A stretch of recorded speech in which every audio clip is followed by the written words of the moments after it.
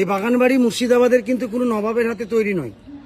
কাঠগোলা বাগান যিনি তৈরি করেছিলেন তিনি একজন রাজস্থানী জৈন বিজনেসম্যান ছিলেন। এই বাগান বাড়ি তৈরি হয়েছিল 1870-এ, পলাশির যুদ্ধের 115 বছর পর। মানে সিরাজের সাথে কোনো সম্পর্ক নেই।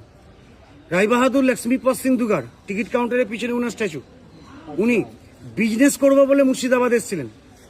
তৎকালীন যিনি নবাব ছিলেন তার কাছ থেকে 1200 টাকায় এই জমিটা কিনেছিলেন 135 বিঘা, 157 বছর আগে। ফার্স্ট বিজনেস শুরু করেছিলেন কাঠের, আর চাষ হতো তখন চারিদিকে উনার ইচ্ছায় গোলাপের, আমবাগান ছিল না। তাই কাঠ আর গোলাপ এই দুটো শব্দ নিয়ে বাগানের নাম কাঠগোলাপ ফুলের বাগান বাড়ি, শর্টে বলে কাঠগোলাপ। কিন্তু মেন বিজনেস ছিল স্টোনের। তখন গোটা ভারতবর্ষে ব্রিটিশ শাসন, ব্রিটিশদেরকে বিজনেস কর ফাঁকি দিবে বলে সুড়ঙ্গ রাস্তা দিয়ে উনি জগৎ সেটের সাথে ব্যবসা করতেন। সুড়ঙ্গ সামনে দেখবেন। তার আগে একটা ছোট্ট কথা, গাড়ি থেকে নেমেছেন, গেট দিয়ে এসছেন, আশা করি গেটের ভিউটাও দেখেছেন। ওই ধরনের প্রবেশ গেট মুর্শিদাবাদে নাই।